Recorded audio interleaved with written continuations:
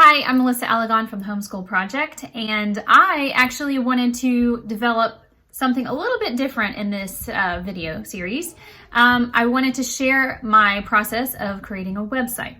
I know it doesn't have a lot to do with homeschool, but for those who are entrepreneurs or mompreneurs and trying to work and build a business as well as still homeschooling your kids, or for those who just happen onto this channel and are just entrepreneurs and need to say, how do I create my website? Well, this video is for you. So I'm actually going to go over this particular article. It was from Website Builder Expert. I think they do a good job of narrowing down the different types of websites, the 11 most popular, and how to create them.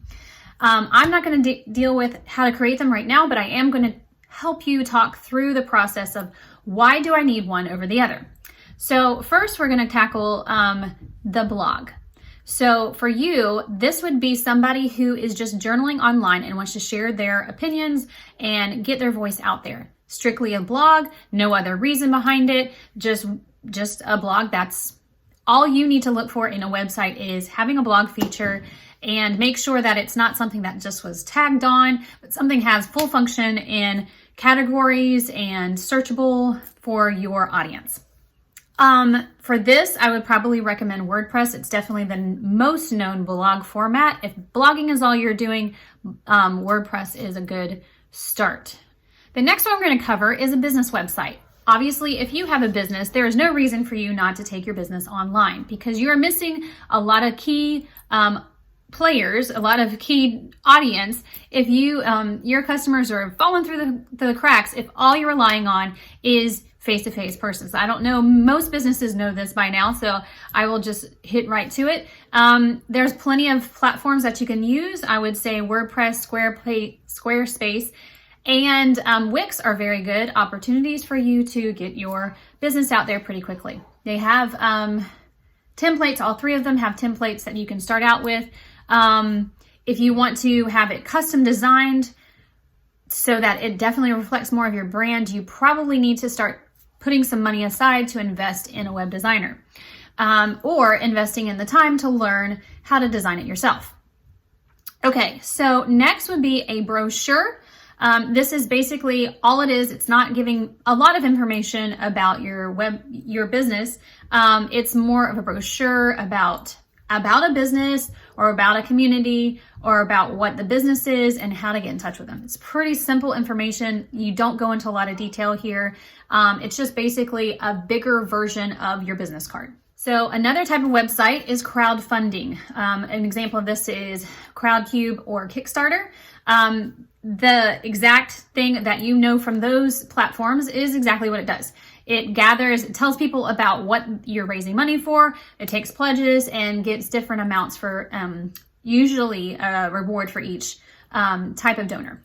So I honestly, if I was you, unless you have a specific idea that's different than Kickstarter, that specific niche, I wouldn't create a website all by yourself just for that market, because they do a good job of that. Just go to Kickstarter or something like that, and any other crowdfunding website, and just use their resources. That way you utilize their functions and don't have to go and learn all a bunch of stuff or pay a bunch of money to create it yourself. The next type of website is a little different than a business website, although if you are a business, you might want it to have a shop. And I would say there's a slight difference between a business / e-commerce shop. One of the differences is that a business can have a cart and a shop, I guess, and can offer products for sale. And yes, they do have e-commerce function, but an e-commerce website is one that is strictly, and in the basic definition of this, is one that is strictly related just to selling products and services. It doesn't really get into the nitty-gritty of blogging or who you are. It might show who you are, but the main crux of it is actually selling your products. Granted, any business wants to make sales per se, usually. However, I would just suggest that most businesses need to share their brand message, why they are different from their competitors, and what it is that they add value. Sometimes you actually have to educate the customer about your product because it is something that is not intuitive. So, and that gets us to the next type of website, which is educational. An educational website is not just educating somebody about your business. This is strictly, your website is only to educate people.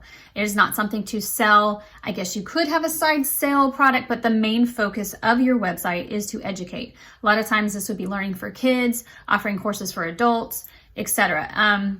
And you could, like I said, you could have it be for purchase, like they purchase a membership site in order to access that education, or it could be just something strictly for free.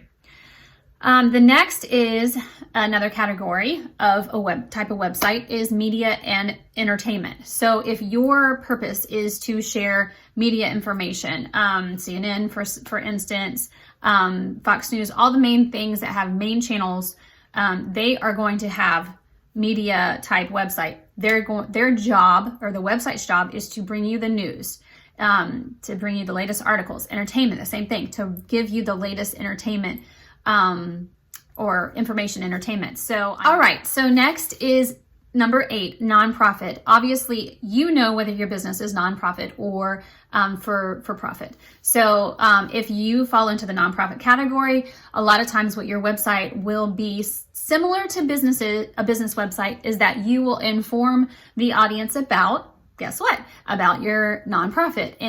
And that's the same thing you would do for a business website. The difference is the focus would probably be also on getting donors and the donations and the different categories. And you could give access to certain features or a newsletter or what have you for the different levels of even a VIP level that gets access to events, would give you different tiers of donors. So that is something that you do want to make sure that your website is fully functional. I would suggest actually WordPress probably with this, and Squarespace probably does a good job as well.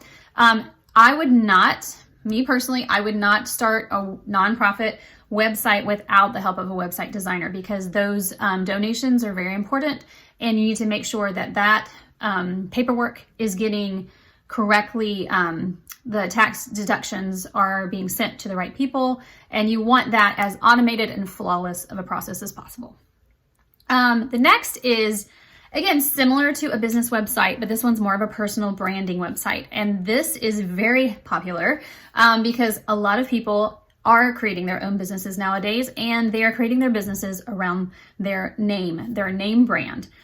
Okay, now the question is, when do you do this versus present just your business? And honestly, that is a gray area, and I want to try to splice it up for you and make sure you understand the difference. Okay, first of all, when you have a personal branding website, you are presenting your name, and your name is kind of the brand of your company. And when you do that, then you can switch kind of what you offer. You can diversify the different products that you offer, but the main component and the thing that stays the same is you. And so you get that kind of brand knowledge based on you, and you are the figurehead and forefront of your business. Now, most people are the forefront of their business if they're a single person entrepreneur. However, this is the issue, and this is where I obviously wrestled with for the longest time. Okay, so on a personal website, it's more like your resume, okay? You are more sharing not all your products and business and sales and here's my course and blah, blah, blah. It can be there, but your main focus is someone's just met you and they want to follow up with you, and they want to know more what you're about, or they have seen you on LinkedIn and they want to know more about what you're about. So this personal branding website can actually help, again, steer people into who you are. It's more of getting people cleared into your brand message, what you're all about. And yes, that could help you in your business. And yes, that can help you with selling products. But the main focus of this type of website is to get people to know who you are and what you are all about. Can you incorporate aspects of this into your business website? Absolutely. And in fact, that's what I'm going to be focusing on when I am tackling my new one. So mine actually is going to be a business website, even though it does center around me. but there are certain things that I want to do, and the focus is not going to be on me and what I'm about. Occasionally I will bring up that, but it's not going to be the main focus of the website. And so I think as you walk through this, you need to understand that's the question you need to keep asking yourself. What is the main focus of my website? Okay, the next is kind of like a portal. A portal website is more like Yahoo, a bunch of trainings put together from different sources. And this is a hub of information from different sources. You are not the resource for this, for your audience. You are pulling resources together. And as much as I like this idea, I come up with my own ideas so much that I think I would be overwhelmed to incorporate other people's ideas. Now, I do eventually want to do that on my website. There is going to be an aspect of that, but not its purpose. The aspect of it is that I am going to pull in other people to potentially come together with me and collaborate on some of my video courses. And as such, then they are going to be partnering with me in that level, but the website itself the purpose isn't collaboration. The next is something I actually have to do for my photography. I have to renew my website and redo it, and it's a portfolio website. I'm an artist and I'm a photographer, and I will say I've had to do this with both fields of interest. So any creative, for sure, any freelancer that wants people to know what kind of work that they do, you do have to have a portfolio website at least. So yes, you're going to be talking about yourself, but it's less about personal branding and more what kind of work you can offer. So there you have it. There's 11 most popular types of websites you can have, according to this article, websitebuilderexpert.com. Great article, thank you. And I just wanted to elaborate and give you kind of like my thinking of when and where I would actually use which type of website. So I hope you found it helpful. And I will be sharing my journey of creating my own website on Wix. And if you would like to follow along in that journey, just subscribe and ring that bell. Thanks.